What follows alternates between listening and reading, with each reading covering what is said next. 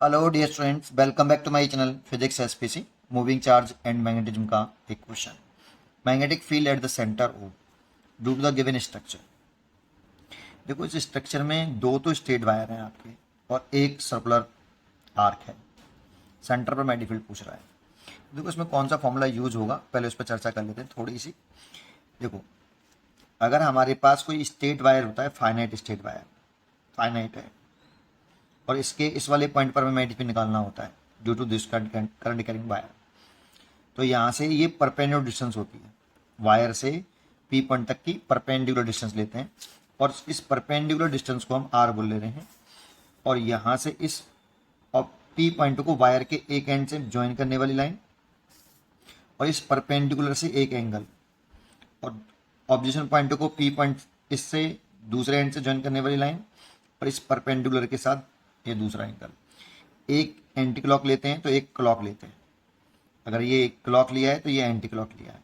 ये θ1 है और ये θ2 है। इस पॉइंट पे जो मैग्नेटिक फील्ड होता है ड्यू टू ये फाइनाइट वायर है आपका, B इक्वल टू होता है म्यू नॉट अपॉन 4 पाई करंट अपॉन परपेंडिकुलर डिस्टेंस लिखते हैं R, ध्यान रखना परपेंडिकुलर डिस्टेंस लिखते हैं, और साइन θ1 इसी परपेंडिकुलर डिस्टेंस से एक एंड को ज्वाइन करने वाली लाइन और इस परपेंडिकुलर डिस्टेंस के बिटवीन एंटी क्लॉकवाइज एंगल और एक बार क्लॉकवाइज एंगल लेते हैं, θ1 प्लस θ2।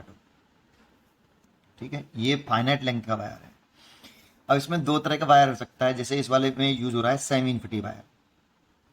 सेमी इन्फिनिटी वायर जैसे एक एंड इसका अगर हमें नॉन हो, जैसे ये वाला एंड हमें पता है और ये वाला एंड इन्फिनिटी पर है, और हमें जो एंड पता है उसके ही परपेंडिकुलर, उस जो एंड पता है वहीं से पास होने वाली स्ट्रेट लाइन, इस वाले पॉइंट पर मैग्नेटिक फील्ड निकालना हो। इस लाइन पर जो एंड पता है वहां से पास होने वाली स्ट्रेट लाइन, जो एंड पता है वहां से वायर के परपेंडिकुलर, इस वाले पॉइंट पर मैग्नेटिक फील्ड पूछ रहा है। तो इससे यहां से यहां तक परपेंडिकुलर डिस्टेंस आर हो गई।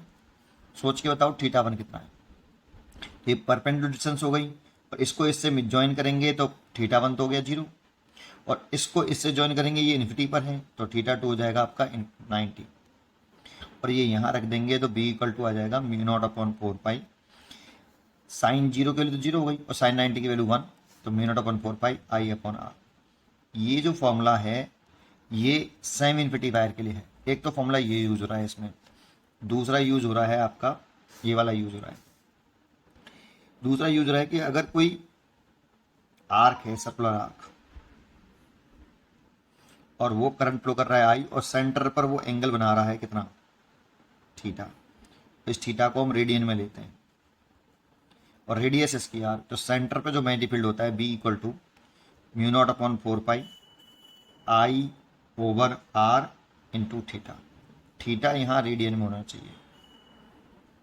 या तो इसका यूज करो, या सर्कुलर लूप के सेंटर पर कितना मैग्नेटिक फील्ड होता है अगर कट फ्लो कर रही हो, उसकी रेडियस आर हो, तो B equal to mu naught upon 4 pi 2 pi N I over R. यहाँ से आप चाहो तो 2 पाई से ये काट काट देते हैं, तो म्यू नॉट एन आई बटे 2 आर। ये एन नंबर ऑफ टर्न्स है, एन क्या है, नंबर ऑफ टर्न्स। या तो ये यूज करो, ठीक है।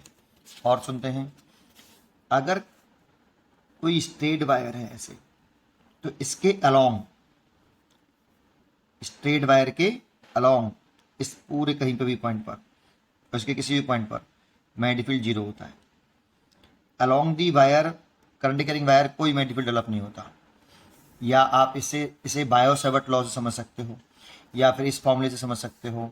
बायो सेवर्ट लॉ से आसानी समझ में आता है कि इस वाले पॉइंट पर अगर हम स्मॉल सेगमेंट के ऐसे मैग्नेटिक फील्ड निकालें तो थीटा 0 हो जाता है और इस जगह पे थीटा 180 हो जाता है। तो साइन 180 और साइन 0 की वैल्यू 0 होती है, इसलिए मैग्नेटिक फील्ड 0 होता है। अलोंग दी वायर कोई मैग्नेटिक फील्ड डेवलप नहीं होता। इतनी जानकारी होनी चाहिए इसके लिए। अब करते हैं अपने क्वेश्चन को। देखो, ये वाला जो वायर है वो अलोंग दी वायर है। ये वाला वायर कैसा है, इस पॉइंट O पर मैग्नेटिक फील्ड निकालना है ना, तो ये वाला point O along the wire है, तो इस वायर की तो मैग्नेटिक फील्ड 0 भाई। और इसको देखो तो ये यहां तक तो स्ट्रेट वायर होगा, तो ये एंड पता है, और ये वाला एंड इन्फिनिटी पर गया है, और जो एंड पता है वहां से ही हमने एक लाइन पास करी है। दैट मीन्स ये वाला केस है आपका ये। ये वाला सेम इन्फिनिटी वाला वायर। तो इस वाले वायर के केस जो मैग्नेटिक फील्ड होगा V2 वो म्यू नॉट अपॉन 4 पाई, करंट कितनी है I, और डिस्टेंस परपेंडिकुलर डिस्टेंस कितनी है स्मॉल कैपिटल R जी। और डायरेक्शन निकाल लो राइट हैंड पाम रूल से। तो राइट करंट थंब की डायरेक्शन में, थंब करंट की डायरेक्शन में, और फिंगर ऑब्जर्वेशन पॉइंट की तरफ, और पाम के परपेंडिकुलर नीचे की तरफ, है ना, ऐसे घूम रहा है आपका हैंड, ठीक है। तो पाम के परपेंडिकुलर नीचे की तरफ, मैग्नेटिक फील्ड नीचे की तरफ होगा। और अब इस केस से निकालें तो इसमें दो तरीके से कर सकते हो, या तो आप थीटा वाले के इससे कर लो, या एन, इसमें देखो कितना है 3/4 टर्न है, एन की वैल्यू 3/4 है। यहाँ से यहाँ तक देखोगे तो ये वायर का जो टर्न है वो 3/4 है। या तो एन की वैल्यू इसमें 3/4 पुट करिए, या फिर थीटा देखोगे तो ये अंदर वाला जो थीटा है ये वाला, ये 270 है डिग्री, लेकिन रेडियन में पुट करते हैं हम तो 270 पाई बटे 180।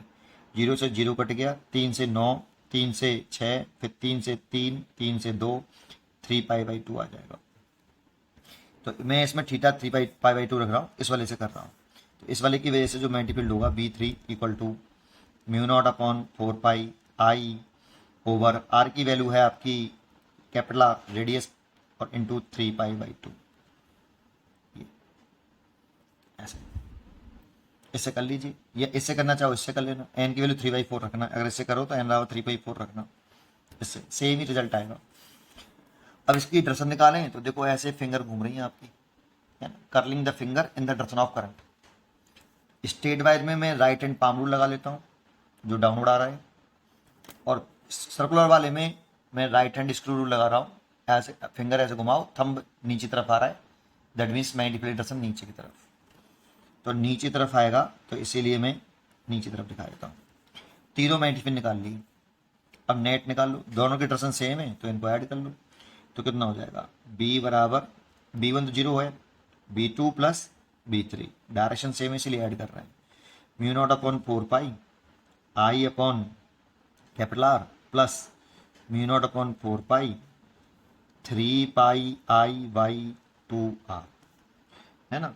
अब इसकी जो चॉइस के हिसाब से देख लो, mu naught I upon 4R common लिया है, तो मैं भी यही ले लेता हूँ, mu naught I upon 4R common ले लेता हूँ, 4R कॉमन लिया है, पाई नहीं किया लिया, ठीक है, सब में ये ऐसा है। तो इसमें अगर हम लें तो क्या आएगा बेटा, इतना कॉमन लिया तो यहाँ से तो बचा कितना 1 अपॉन पाई, और यहाँ पे क्या बच रहा है 4R कॉमन लिया ना, तो पाई से तो पाई मर जाएगा ये, और 4 म्यू नॉट कॉमन आ गया, I कॉमन आ गया, 4 कॉमन आ गया, और R कॉमन आ गया, तो 3/2 बचा, तो 3/2। और डायरेक्शन आ रही है डाउनवर्ड, डायरेक्शन आ रही है डाउनवर्ड, तो डाउनवर्ड डायरेक्शन है, तो mu naught upon I 4R 3/2 plus 1 upon pi, इसकी ये चॉइस है, ये सी। उम्मीद करता हूँ कि आपको ये क्वेश्चन जरूर समझ में आया होगा। पढ़ते रहिए और खुश रहिए।